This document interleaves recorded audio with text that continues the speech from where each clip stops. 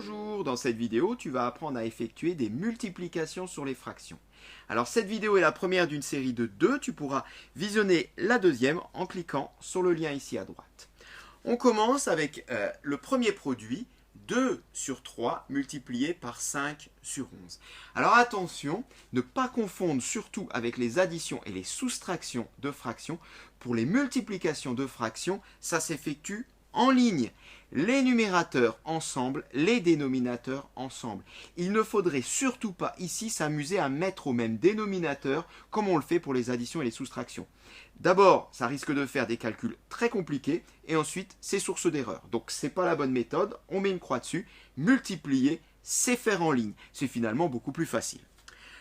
On va appliquer cette règle-là donc tout de suite sur le premier exemple. 2 sur 3 multiplié par 5 sur 11, eh bien, c'est pareil que 2 multiplié par 5, le tout sur 3 multiplié par 11.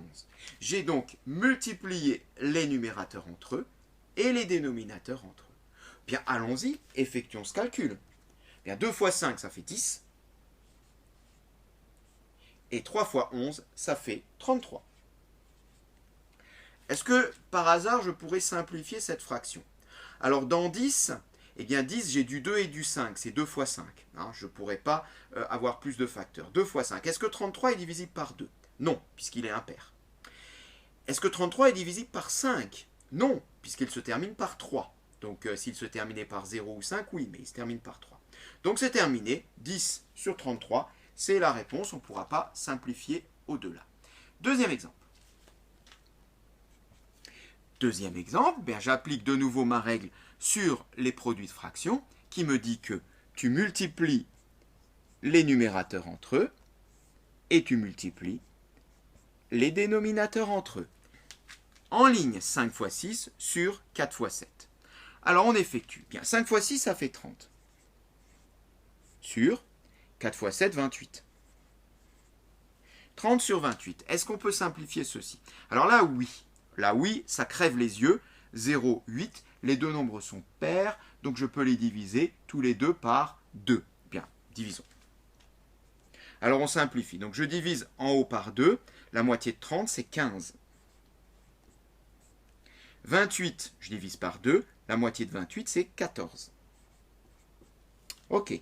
Est-ce qu'on peut aller au-delà? Alors, 15. 15, bien, c'est la table de 5. 14, non. 15, bien 15, c'est la table de 3 également, puisque c'est 5 fois 3. 14, non, n'est pas dans la table de 3. Donc là, c'est maintenant fini. 15 sur 14, c'est la réponse du dernier calcul. De l'avant-dernier calcul, pardon. Passons au dernier, justement. Alors, on applique toujours notre règle, qui nous dit que on multiplie les numérateurs entre eux, on multiplie les dénominateurs entre eux. 15 fois 9 sur 8 fois 15. Alors là, attention. Il y a un tout petit piège. Il ne faudrait pas effectuer 15 fois 9.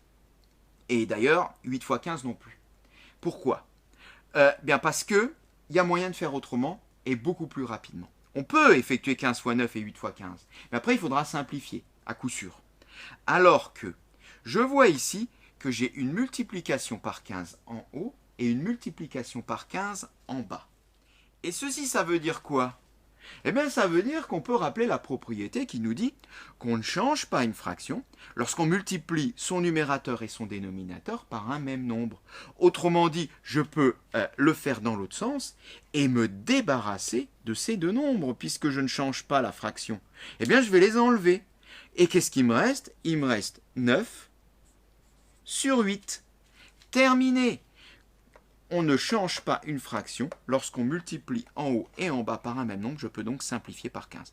9 huitièmes, et là, directement, ma fraction est simplifiée. Je ne pourrais pas aller plus loin. Alors que si tu avais effectué 15 fois 9 et 8 fois 15, ça marchait. Déjà, les produits ne sont pas faciles.